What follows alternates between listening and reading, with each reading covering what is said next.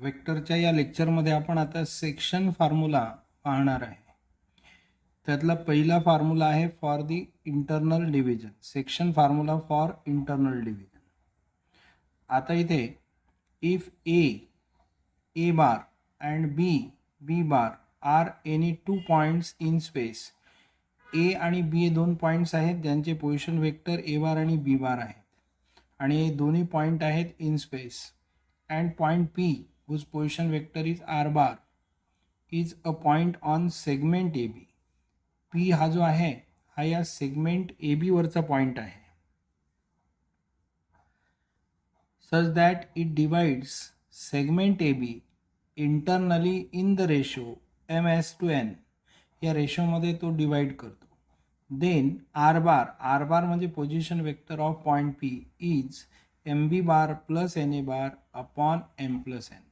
याला म्हणतात section formula for internal division. आता इथे पहा, हा ए पॉईंट आहे, हा बी पॉईंट आहे, हा आहे सेगमेंट ए बी. पी हा पॉईंट या सेगमेंट ए बी वरचा पॉईंट आहे. सपोज हा आहे reference point with reference to O. Position vector of A is A bar, position vector of B is B bar. म्हणजे ओ ए बार म्हणजे आपल्याला ए बार मिळते, ओ बी बार म्हणजे बी बार मिळेल. पी हा जो पॉईंट आहे त्याचा पोझिशन वेक्टर आहे आर बार, म्हणून ओ पी बार हा आर बार होईल. हा रेफरन्स पॉईंट आहे.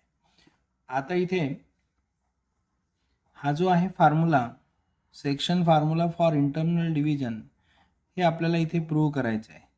तर त्याच्यामध्ये पहा, A bar and B bar are two points in space. हे दिलेलं आहे गिवन. त्यानंतर P R bar is a point on segment A B dividing the segment AB in ratio ms/n असं यामध्ये दिलेलं आहे. हे सुद्धा गिवन आहे. Then we can write. आता आपल्याला इथे काय लिहिता येते ते पहा. AP आणि PB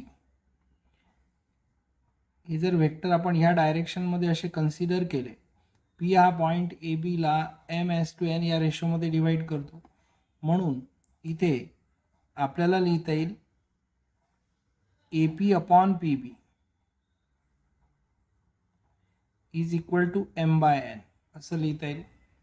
आता इथे AP आणि PB एकाच डायरेक्शनमध्ये आहेत, म्हणून आपण असे लिहू शकतो AP बार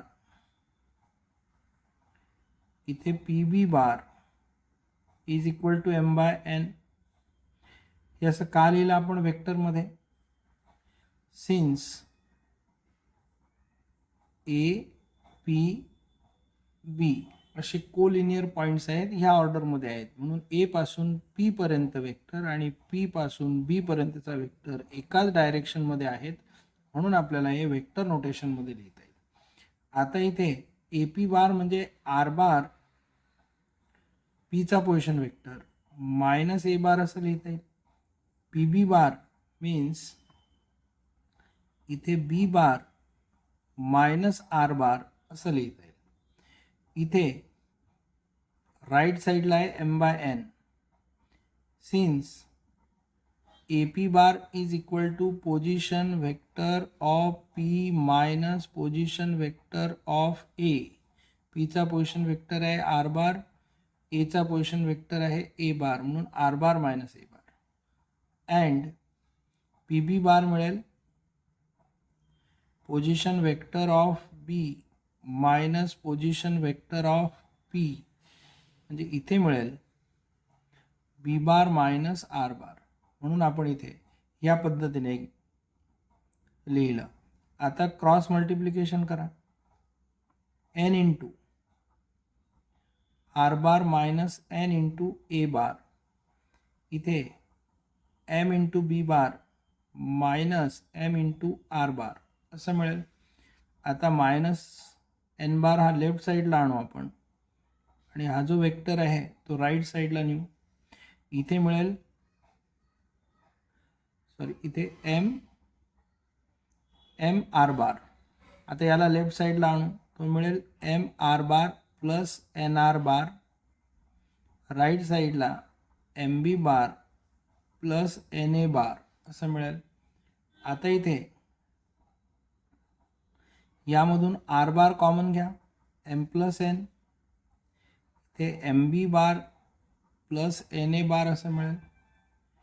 आणि यावरून मिळेल R bar is equal to M B bar plus N A bar upon M plus N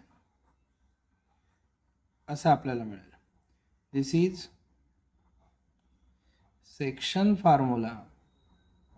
हा जो आहे हा सेक्शन फॉर्म्युला आहे फॉर इंटरनल डिव्हिजन. हा फॉर्म्युला राहील इंटरनल डिव्हिजन करिता. आता यामधली एक केस कन्सिडर करायची आहे. If point P is mid point of segment AB. P हा पॉइंट जर मिड पॉइंट असेल then R bar is equal to A bar plus B bar by 2. आता इथे पहा, याला आपण प्रूव्ह करणार आहे. Point P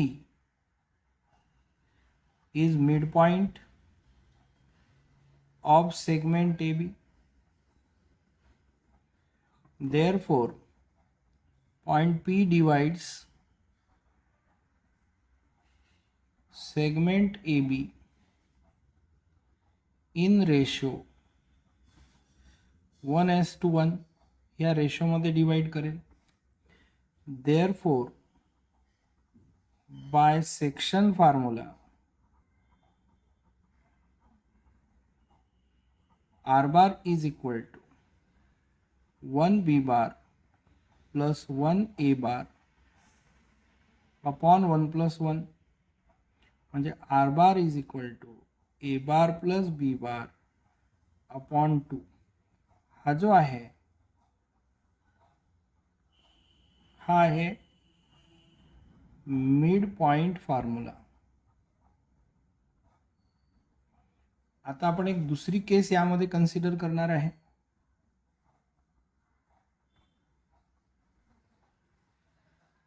if point P is point of trisection, that is point P divides segment AB internally in ratio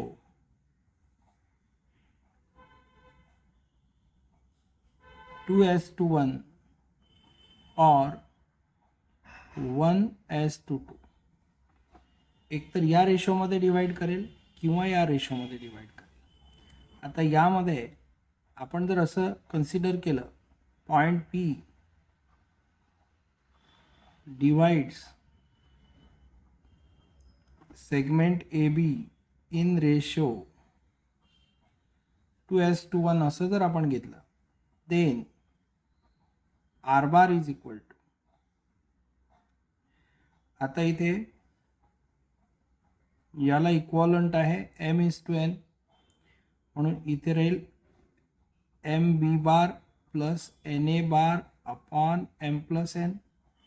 तिथे R bar is equal to M means 2b bar 1a bar upon 2+1 म्हणजे R bar is equal to मिळेल A bar plus 2b bar upon 3 हा position vector होईल try सेक्शनचा.